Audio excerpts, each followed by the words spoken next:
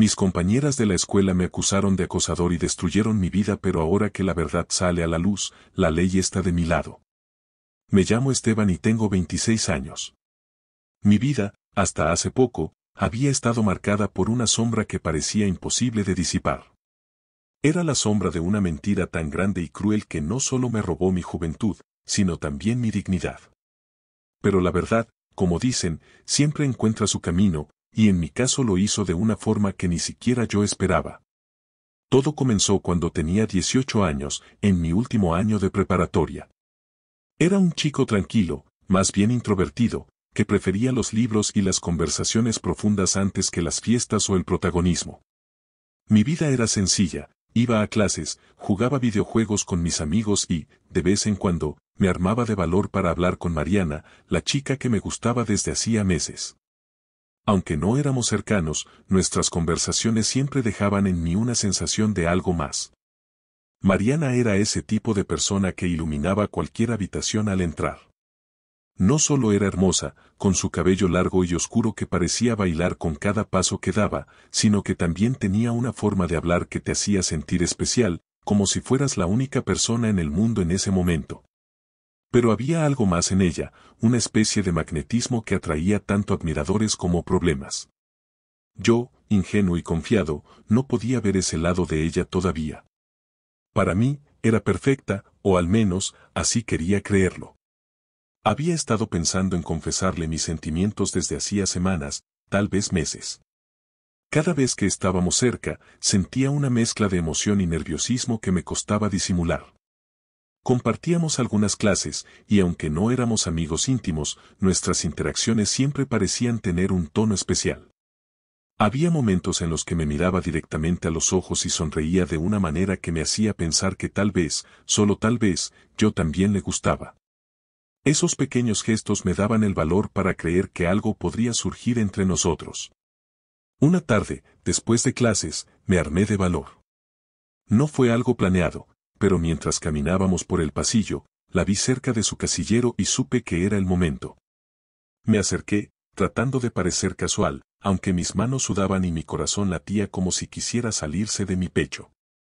Intercambiamos un par de palabras, algo trivial sobre la clase de historia, y luego, con más nervios de los que quería admitir, le dije que me gustaría hablar con ella más tarde. Mariana, con su típica sonrisa, me dijo que estaba bien, que me escribiría por la noche. Esa noche, después de dar vueltas en mi habitación durante horas, finalmente le envié un mensaje. No era un texto largo ni elaborado, pero decía lo suficiente: Mariana, me gustas. Me gustaría salir contigo, si tú quieres. Fue un mensaje directo, pero cargado de todo lo que sentía en ese momento. Después de enviarlo, dejé el teléfono en la mesa y me recosté en la cama, mirando al techo mientras imaginaba todas las posibles respuestas. Pasaron unos minutos que parecieron horas hasta que mi teléfono vibró. Su respuesta era breve, casi fría en comparación con lo que esperaba. Decía: gracias por decirme esto. Creo que eres un chico lindo, pero prefiero que sigamos como compañeros. Espero que lo entiendas. Leí el mensaje varias veces, tratando de procesar lo que significaba. Me sentí rechazado, sí, pero también aliviado de que no hubiera sido cruel. No insistí, no era mi estilo. Pensé que con el tiempo lo superaría, como se superan tantas cosas a esa edad. Sin embargo, después de esa noche, algo cambió. Mariana empezó a comportarse de forma diferente. En clase, ya no me miraba como antes. Evitaba cualquier contacto visual y, cuando yo intentaba hablarle, respondía con frases cortas, como si quisiera cortar cualquier posibilidad de conversación. Me sentí confundido, pero traté de darle espacio. Tal vez simplemente se sentía incómoda por mi confesión y no quería presionarla. Mientras tanto, mis amigos notaron que algo andaba mal. ¿Todo bien con Mariana?, me preguntó Diego, uno de mis mejores amigos, durante el almuerzo. Negué con la cabeza, restándole importancia. No quería hablar del tema, no quería que nadie supiera que había sido rechazado. Era algo que prefería guardar para mí. Con el paso de los días, mi relación con Mariana se volvió inexistente. Ya no me sonreía en los pasillos, ya no intercambiábamos palabras en clase. Me dolía, pero asumí que era parte del proceso de seguir adelante. Sin embargo, lo que no sabía en ese momento era que este distanciamiento era solo el principio de algo mucho más grande y mucho más oscuro. A veces, cuando recordamos ciertos momentos de nuestra vida, nos damos cuenta de que había señales, pequeños detalles que pasamos por alto y que, en retrospectiva, tenían más significado del que les dimos en su momento. Yo recuerdo cómo, poco después de mi confesión, Mariana empezó a rodearse más de Laura y Sofía, dos de sus amigas más cercanas. A menudo las veía juntas, susurrando entre risas contenidas, mirándome de reojo como si yo fuera el tema de conversación. Me incomodaba, pero no le di importancia. Pensé que quizá era mi imaginación, que estaba siendo paranoico por la vergüenza del rechazo. Una tarde, mientras estudiaba en la biblioteca, noté que Mariana y sus amigas estaban en una mesa cercana. Traté de concentrarme en mis notas, pero era imposible no escuchar sus risas y sus murmullos. Una parte de mí quería levantarme e irme, pero otra parte, una más curiosa y quizás un poco masoquista, decidió quedarse. Al cabo de un rato, escuché mi nombre. ¿Esteban? Por favor, ni que fuera tan especial, dijo Mariana, y sus amigas estallaron en carcajadas. Me quedé helado. Sentí como mi rostro se calentaba de la vergüenza y el enojo. Sabía que estaban hablando de mí, burlándose, pero no entendía por qué. Esa noche, mientras caminaba a casa, no pude dejar de pensar en lo que había escuchado. Me sentí humillado, pero también confundido. ¿Qué había hecho para merecer ese desprecio? No entendía cómo alguien que solía ser amable conmigo podía cambiar tan rápidamente. Decidí que lo mejor sería mantenerme alejado y enfocarme en mis estudios. Pensé que, con el tiempo, todo volvería a la normalidad. No podía estar más equivocado. Lo que no esperaba era lo que ocurrió días después. Todo empezó como un murmullo, un comentario entre susurros que resonaba por los pasillos, como un rumor sin dueño. Al principio, no le di importancia, pensé que era otra trivialidad de la preparatoria, uno de esos chismes que nacen y mueren el mismo día. Pero esta vez fue diferente. El murmullo no se desvaneció. Por el contrario, creció, se expandió, hasta que me rodeó por completo como un fuego que no podía apagar. Y entonces lo supe, yo era el tema del que todos hablaban. Mariana, junto con sus inseparables amigas Laura y Sofía, me acusaron públicamente de acoso. Decían que la seguía después de clases, que les enviaba mensajes inapropiados, que incluso había intentado tocarlas en más de una ocasión. Cuando escuché por primera vez lo que decían de mí, me quedé paralizado, incapaz de comprender cómo algo así podía ser posible. Era como si el suelo se abriera bajo mis pies. No podía entenderlo. Al principio, pensé que debía tratarse de un malentendido, una confusión absurda que se resolvería fácilmente. Pero pronto vi que no era algo trivial, no era una broma pesada ni un error que pudiera aclararse con una simple conversación. Esto iba en serio, y cada día que pasaba la situación se volvía más grave. Las autoridades escolares no tardaron en involucrarse. Una mañana, mientras trataba de ignorar las miradas de mis compañeros, el director me llamó a su oficina. Recuerdo el tono serio de su voz cuando dijo mi nombre por el altavoz, un tono que nunca antes había usado conmigo. Al entrar, vi que no estaba solo. Allí estaban Mariana, Laura y Sofía, sentadas con expresión seria, como si fueran las víctimas de un crimen atroz. Sus padres estaban detrás de ellas, y todos me miraban como si ya supieran que yo era culpable. El director me pidió que tomara asiento. Mi corazón latía con tanta fuerza que sentía que iba a explotar. Apenas pude escuchar las palabras que siguieron. Hablaban de las acusaciones, de cómo Mariana y sus amigas aseguraban que yo las había acosado, de cómo habían decidido llevarlo a las autoridades para que se hiciera justicia. Cada palabra que pronunciaban me perforaba como un puñal, porque eran mentiras, todas ellas, y no entendía por qué me estaban haciendo esto.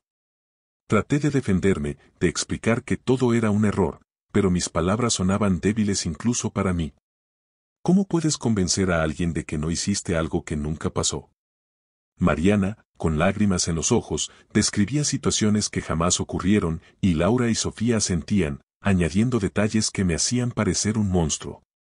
El director, con expresión grave, me dijo que, por la gravedad del asunto, debía ser suspendido mientras se investigaba el caso. Esa misma tarde, cuando llegué a casa, la noticia ya se había esparcido por todo el vecindario. Mis compañeros habían compartido la historia en redes sociales y mi nombre estaba en boca de todos. Esteban, el acosador, se convirtió en el tema del momento y no había forma de escapar. Cada vez que encendía mi teléfono, encontraba mensajes llenos de odio, comentarios de gente que no conocía pero que no dudaban en insultarme. Me decían de todo, que era un enfermo, que merecía ir a la cárcel, que jamás debería acercarme a una mujer. Mi madre fue la primera en notar que algo andaba mal. Cuando me vio entrar a casa con los ojos enrojecidos y la mirada perdida, me abrazó y me preguntó qué había pasado. Le conté todo, tratando de mantener la calma, pero a mitad de la historia mi voz se quebró. Las lágrimas comenzaron a correr por mi rostro, y no pude detenerlas. Ella me abrazó, me dijo que todo estaría bien, pero noté la preocupación en sus ojos. Un par de días después, cuando la policía llegó a nuestra puerta, esa preocupación se convirtió en miedo. La investigación comenzó casi de inmediato. Mariana y sus amigas habían presentado una denuncia formal y las autoridades no tardaron en venir a buscarme. Me interrogaron durante horas, haciéndome preguntas que me hacían sentir como un criminal. ¿Alguna vez la seguiste a casa? ¿Le enviaste mensajes inapropiados a alguna de ellas? ¿Intentaste tocarla sin su consentimiento? Cada pregunta era como una bofetada, porque no solo tenía que negarlas, sino que también sabía que mis respuestas no bastaban. A pesar de que no había pruebas en mi contra, el daño ya estaba hecho. Mi nombre estaba manchado, mi reputación destruida. Mis compañeros de clase me miraban como si fuera un criminal, como si ya me hubieran condenado sin necesidad de un juicio. Cada vez que entraba a la escuela para recoger algo o intentar hablar con alguien, sentía las miradas pesadas sobre mí, escuchaba los murmullos a mis espaldas. Los amigos que alguna vez pensé que estarían a mi lado desaparecieron uno por uno. Algunos me enviaron mensajes diciendo que esperaban que no fuera verdad, pero ninguno se quedó para apoyarme. Otros simplemente me ignoraron, como si nunca me hubieran conocido. La soledad comenzó a consumirme, y la vergüenza era un peso que me hundía más y más. En casa, las cosas tampoco estaban bien. Mi madre, aunque siempre trató de apoyarme, no podía ocultar sus dudas. Una noche, mientras cenábamos en silencio, me miró con lágrimas en los ojos y me preguntó si había hecho algo sin darme cuenta. Su pregunta me rompió por dentro. No porque pensara que realmente había hecho algo, sino porque entendí que incluso ella, mi propia madre, estaba comenzando a dudar de mí. No podía dormir. Pasaba las noches mirando al techo, reviviendo una y otra vez las acusaciones, intentando encontrar alguna lógica, alguna explicación. ¿Por qué estaban haciendo esto? ¿Qué había hecho para merecerlo? La culpa, aunque sabía que no había hecho nada malo, se mezclaba con el miedo y la desesperación. ¿Y si nadie creía en mí? ¿Y si mi vida ya estaba arruinada para siempre? Durante meses, fui señalado, aislado y humillado. Cada vez que salía de casa sentía las miradas de los vecinos, susurros que se detenían en cuanto pasaba. En el supermercado, en el parque, en cualquier lugar al que iba, sentía que todos me miraban, que todos sabían. No podía escapar, no podía respirar. Mi salud mental se deterioró rápidamente. Dejé de comer, de salir, de intentar defenderme. Sentía que no tenía sentido, que mi voz era insignificante frente a la marea de odio que me rodeaba. Pensé en rendirme, en desaparecer. Hubo noches en las que la oscuridad de mi habitación parecía más acogedora que la luz del día, porque al menos en la oscuridad no había juicios, no había acusaciones. Me convertí en el villano de una historia que no entendía cómo había empezado. Y, en el proceso, perdí todo lo que era. Dejé de ser Esteban, el chico tranquilo que amaba los libros y las conversaciones profundas. Me convirtieron en alguien que nunca fui, y el peso de esa mentira casi me destruye. Pero mientras mi vida parecía desmoronarse, algo inesperado ocurrió. Recuerdo ese día con una claridad casi dolorosa. Estaba en casa, atrapado en la rutina de mi aislamiento, cuando el teléfono sonó. Al principio, no quería contestar. Las llamadas que recibía últimamente eran casi siempre de números desconocidos, y la mayoría de ellas eran insultos o amenazas. Sin embargo, algo me impulsó a responder. Era la policía. Querían que acudiera a declarar nuevamente. Aunque no me dieron detalles, había algo en el tono del oficial que me llamó la atención. No era el tono frío e inquisitivo al que me había acostumbrado. Esta vez parecía diferente. El día de la cita, me dirigí a la estación con el corazón pesado pero esperanzado. No podía permitirme ilusionarme demasiado, pero había algo en el aire, una sensación de que las cosas podían estar a punto de cambiar. Al llegar, me hicieron esperar unos minutos antes de que un oficial me invitara a pasar a una sala de reuniones. Su expresión era seria, pero no hostil, lo que me hizo sentir una pizca de alivio. Esteban, comenzó, hemos encontrado nueva información que podría ser relevante para tu caso. Mis manos sudaban mientras escuchaba. Resultaba que Mariana, Laura y Sofía habían acusado recientemente a otro estudiante de acoso, un chico de un grado inferior llamado Diego. Las historias que habían contado sobre él eran casi idénticas a las que habían usado contra mí, que la seguía, que les enviaba mensajes inapropiados, que las había tocado sin su consentimiento. Era como si hubieran sacado un guión del mismo archivo y simplemente hubieran cambiado el nombre del protagonista. Sin embargo, esta vez las cosas no salieron como ellas esperaban. Diego, al contrario de mí, tenía pruebas contundentes que demostraban su inocencia. Había mensajes de texto de Mariana en los que no solo lo incitaba a salir con ella, sino que también lo amenazaba con acusarlo de acoso si no lo hacía.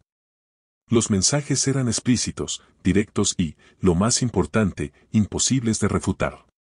La policía, al revisar esos mensajes, comenzó a sospechar que tal vez había más detrás de las acusaciones. Decidieron investigar más a fondo, y lo que descubrieron fue sorprendente. Al parecer, este no era un caso aislado. En el último año, Mariana, Laura y Sofía habían hecho acusaciones similares contra otros dos chicos. Aunque esas denuncias nunca llegaron lejos porque las familias involucradas optaron por no proceder, los antecedentes estaban registrados. Había un patrón, un esquema que comenzaba a hacerse evidente. Las chicas utilizaban estas acusaciones como una especie de herramienta para manipular o castigar a quienes no hacían lo que ellas querían. Cuando el oficial me relató todo esto, sentí una mezcla de emociones tan intensa que apenas podía respirar. Por un lado, estaba aliviado. Por primera vez en meses, alguien estaba viendo la verdad. Pero por otro lado, me sentía enfurecido. ¿Cómo habían podido salirse con la suya durante tanto tiempo? ¿Cuántas vidas más habían destruido con sus mentiras? Con esta nueva información, las autoridades decidieron reabrir mi caso. Solicitaron acceso a los teléfonos de Mariana, Laura y Sofía, algo que antes no habían considerado necesario porque las acusaciones contra mí se habían basado únicamente en sus testimonios. Esta vez, sin embargo, no podían ignorar lo que estaba saliendo a la luz. Los resultados de esa revisión fueron demoledores. En los teléfonos de las chicas se encontraron mensajes incriminatorios que las vinculaban directamente con la falsedad de sus acusaciones. Había conversaciones en las que planeaban cada detalle de sus denuncias contra mí. Uno de los mensajes de Mariana decía, nadie nos va a cuestionar. Somos chicas, y él siempre está solo. Es demasiado fácil.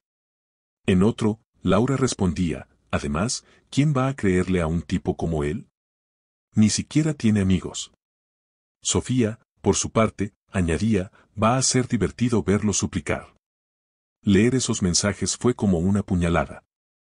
Cada palabra era una prueba más de la crueldad con la que habían actuado, de cómo habían manipulado la percepción de todos a su favor mientras yo luchaba por mantenerme a flote.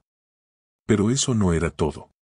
También encontraron mensajes de Mariana hablando sobre un incidente en el que ella y sus amigas habían robado dinero de la cafetería de la escuela. Al parecer, todo había comenzado como una forma de desviar la atención de ese robo. Los detalles eran escandalosos. Una semana antes de que hicieran las acusaciones en mi contra, la escuela había reportado la desaparición de una cantidad considerable de dinero recaudado para un evento estudiantil. Según los mensajes, Mariana temía que alguien las hubiera visto y, en un intento por protegerse, idearon un plan para culpar a alguien más. Si todos están ocupados hablando de Esteban, nadie va a pensar en nosotras, decía uno de los mensajes. La policía, al reunir toda esta evidencia, no solo comenzó a desmontar las acusaciones en mi contra, sino que también decidió iniciar una investigación formal contra ellas.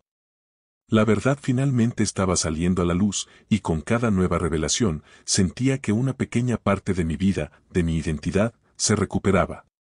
Las autoridades escolares también fueron notificadas, y aunque al principio trataron de minimizar su responsabilidad, pronto quedó claro que habían fallado en su deber de investigar adecuadamente antes de tomar decisiones drásticas. Me habían expulsado basándose únicamente en palabras, sin pruebas, y ahora tenían que enfrentar las consecuencias de ese error. Recuerdo cómo me sentí cuando salí de esa sala de reuniones. Por primera vez en mucho tiempo, el aire parecía más ligero, como si un peso invisible se hubiera levantado de mis hombros. Sabía que todavía quedaba un largo camino por recorrer, pero también sabía que, finalmente, la verdad estaba de mi lado. Y eso era todo lo que necesitaba para comenzar a reconstruir mi vida.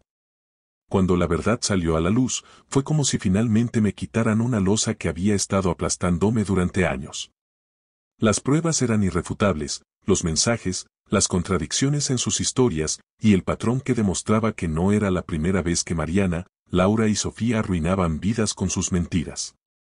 La policía las llamó a declarar, y lo que comenzó como negaciones nerviosas terminó en confesiones completas. Enfrentadas con la evidencia, no les quedó más opción que admitir la verdad. Recuerdo el día en que sus confesiones se hicieron públicas. Fue como si un rayo de luz atravesara una tormenta que había oscurecido mi vida durante tanto tiempo. Mariana intentó justificarse, diciendo que solo querían darme una lección porque pensaban que era demasiado reservado y arrogante. Laura confesó entre lágrimas que nunca pensó que las cosas llegarían tan lejos. Y Sofía, siempre la más fría de las tres, simplemente admitió que se había dejado llevar porque era divertido y porque estaban seguras de que nadie las descubriría. El impacto de sus confesiones fue devastador para ellas. La escuela no tuvo más remedio que emitir una disculpa pública, reconociendo que habían actuado precipitadamente al expulsarme sin pruebas concretas. Fue un momento agridulce. Por un lado, escuchar esas palabras era una pequeña victoria, pero por otro, sabía que ninguna disculpa, por más sincera que fuera, podría devolverme los años que me habían arrebatado. La comunidad, que una vez me señaló y me condenó, cambió de opinión casi de inmediato. Los mismos vecinos que antes evitaban mirarme ahora se acercaban para ofrecer disculpas. Algunos incluso lloraban, diciendo que habían cometido un error al creer en las chicas sin cuestionarlas. Pero aunque sus palabras eran reconfortantes, sabía que el daño ya estaba hecho. Mi confianza en las personas, en la justicia, en todo, había quedado profundamente afectada. Las chicas no salieron indemnes. Aunque eran menores de edad en el momento de los hechos, la gravedad de sus acciones les trajo consecuencias legales. Fueron condenadas a realizar cientos de horas de trabajo comunitario, además de tener que asistir a programas de reeducación y terapia obligatoria. Pero quizá lo más significativo fue el impacto en sus reputaciones. Lo que una vez fueron sus armas, su imagen de chicas intachables y populares, se convirtió en su perdición. En la escuela, donde alguna vez fueron admiradas, ahora eran señaladas. Sus compañeros las evitaban, los profesores las miraban con desdén, y las redes sociales, que antes habían sido su aliado para destruirme, ahora se volvieron en su contra. Los mismos comentarios que alguna vez me condenaron ahora las atacaban a ellas. Manipuladoras, mentirosas, arruinavidas eran solo algunas de las palabras que se repetían en sus perfiles. Perdieron amistades, oportunidades y, sobre todo, el respeto de quienes alguna vez las respaldaron. Mariana intentó mudarse a otra ciudad para comenzar de nuevo, pero la historia la seguía a donde fuera. En Internet, las noticias sobre su confesión circulaban constantemente. Laura, más sensible que las otras, sufrió ataques de ansiedad y tuvo que abandonar la escuela temporalmente. Y Sofía, siempre tan orgullosa, intentó fingir que nada le importaba, pero incluso ella no pudo soportar el aislamiento social. Ninguna de ellas volvió a ser la misma. Mientras ellas enfrentaban las consecuencias de sus actos, yo intentaba reconstruir mi vida. Fue un proceso lento y doloroso. Al principio, incluso con mi nombre limpio, me costaba confiar en las personas. La universidad fue un desafío en muchos sentidos. Entrar significó superar las dudas internas que me decían que no pertenecía a ningún lugar, que siempre sería el chico señalado. Pero una vez allí, comencé a encontrar un nuevo propósito. Conocí personas que no sabían nada de mi pasado y que me aceptaron tal como era. Poco a poco, aprendí a abrirme nuevamente, a construir relaciones basadas en la confianza y la honestidad. Hubo días en los que sentí que no avanzaba, en los que las cicatrices de lo que había vivido parecían demasiado profundas. Pero también hubo días en los que me sorprendí a mí mismo, en los que sentí que estaba recuperando algo que creía perdido para siempre, la esperanza. Me enfoqué en mis estudios, algo que siempre había sido mi refugio. Decidí estudiar Derecho, inspirado por mi propia experiencia. Quería entender el sistema que me había fallado y, tal vez, ayudar a otros que se encontraran en situaciones similares. Descubrí una pasión que nunca había imaginado, una que me daba un propósito y me ayudaba a mirar hacia adelante. Con el tiempo, incluso mi relación con mi familia comenzó a sanar. Mi madre, que siempre estuvo a mi lado pero que también había dudado en un principio, me abrazó con fuerza un día y me dijo: siento no haber sido lo suficientemente fuerte para creer en ti desde el principio. Le dije que no tenía nada que perdonarle, porque sabía que había hecho lo mejor que podía en medio de la tormenta. Su apoyo fue fundamental para que pudiera seguir adelante. Hubo momentos en los que me pregunté cómo habría sido mi vida si nada de esto hubiera pasado. ¿Habría tenido una adolescencia normal? ¿Habría evitado las noches interminables de insomnio y ansiedad? Esas preguntas aún me acompañan, pero con el tiempo aprendí a no dejar que me definieran. Lo que viví me cambió, sí, pero también me hizo más fuerte, más resiliente. Hoy, cuando miro hacia atrás, siento una mezcla de emociones. Hay dolor, por supuesto, porque algunas heridas nunca desaparecen por completo. Pero también hay orgullo. Orgullo por haber sobrevivido, por haber luchado cuando todo parecía perdido, por haber demostrado mi inocencia y haber recuperado mi vida.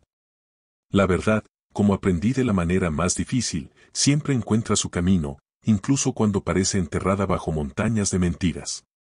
Y aunque las cicatrices que dejó esta experiencia nunca desaparecerán del todo, puedo decir con certeza que gané. Recuperé mi nombre, mi dignidad y, sobre todo, mi capacidad para seguir adelante.